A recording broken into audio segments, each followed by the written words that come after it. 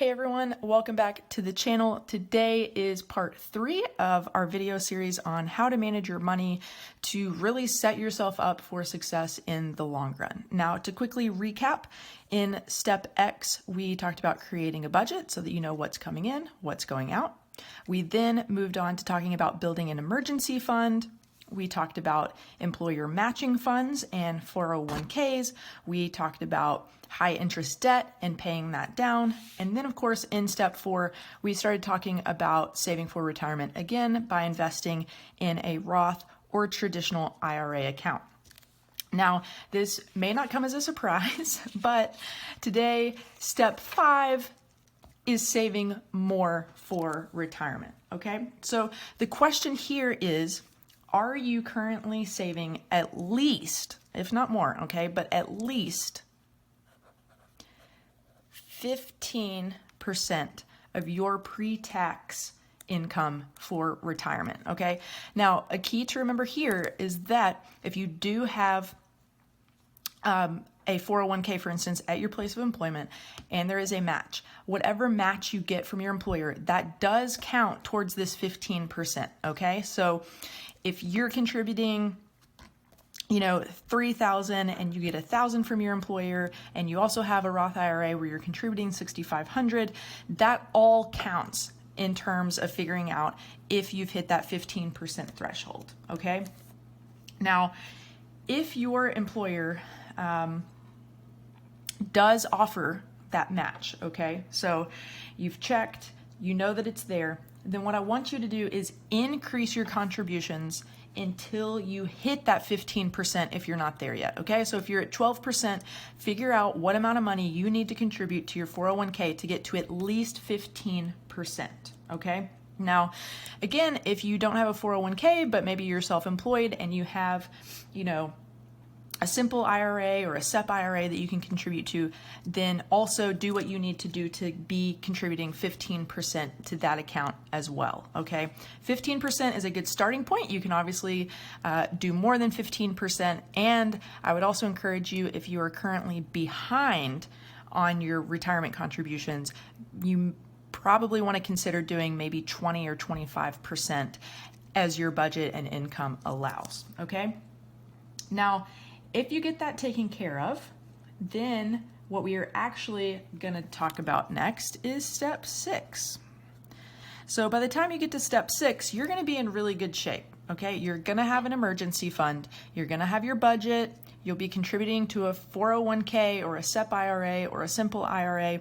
You'll have paid down your high interest debt. You'll have then looped back to start contributing more to retirement. And then step 6 frees you up to save for other goals.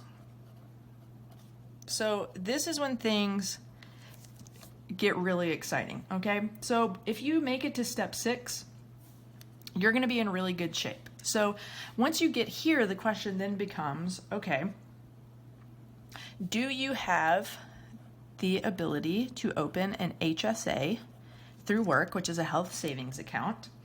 And if the answer is yes, go ahead and max it out. Now, I'm not going to get into a lot of the details, but HSAs, again, health savings accounts, are really incredible tax advantaged accounts for a few different reasons.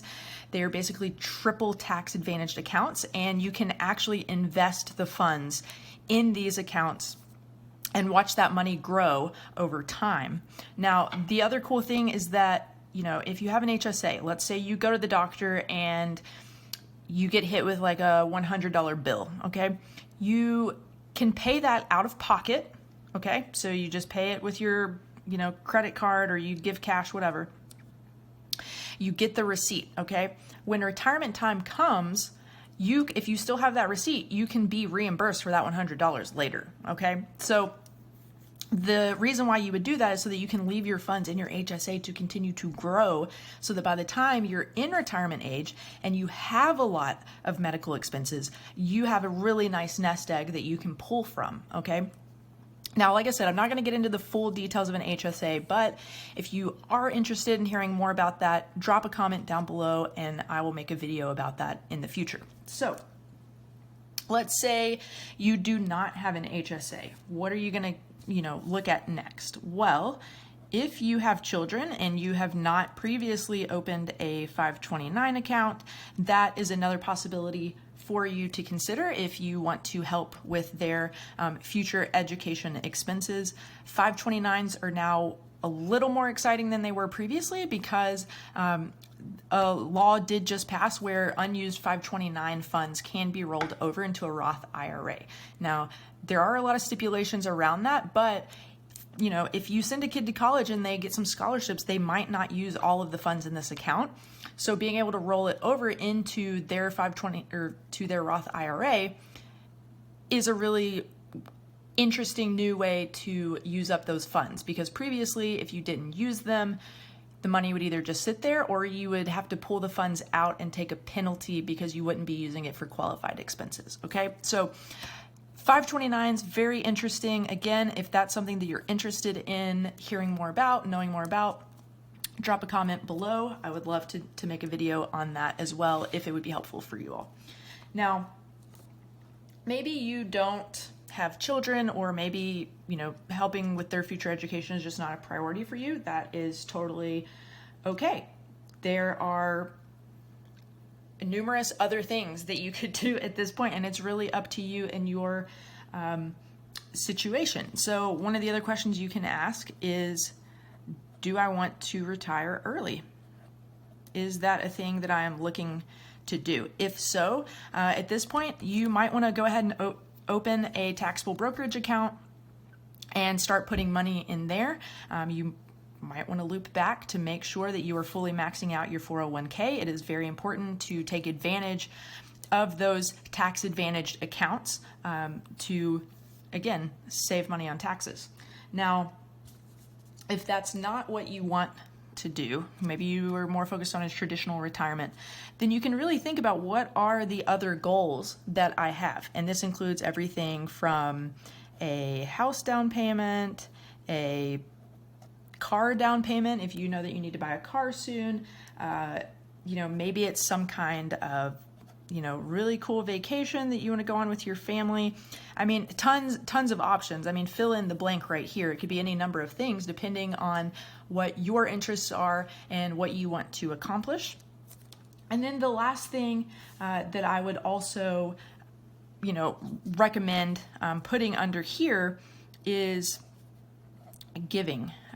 For me and my family, giving is really important to us. It's something that we do every single month. It's a line item in our budget. So if you get to a point where you are feeling really set financially and you still have extra funds, I would encourage you to give back. I do think giving is one of the best things that we can do, especially if we have been blessed financially. So giving is a cool thing that you can do because there are thousands upon thousands of different organizations that you could look into that are doing work that you're interested in and excited about. So giving is definitely a good option down here. So that is how to manage your money like a boss. We walked through, obviously, what I dubbed step X of creating a budget, and then we walked through all 6 steps. So hopefully this gives you all a good blueprint to run with now. The goal is for you, of course, to look at your own situation and tweak these steps how you need to in order to make sure that you accomplish what you want to. But I do think this is at least a helpful framework for getting you thinking about these things and getting you started. So I hope this video series was helpful. If you haven't already, please hit subscribe. It would really help me as a small channel. Would love to have more of you all journeying with me. And again, if you have any other videos that you would like me to see, more things that you're interested in, please drop a comment below. I do read those, and I would love to make sure that I'm providing you all with the most the biggest amount of value that I can with my videos. So thanks for following along, and I'll catch you all in the next one.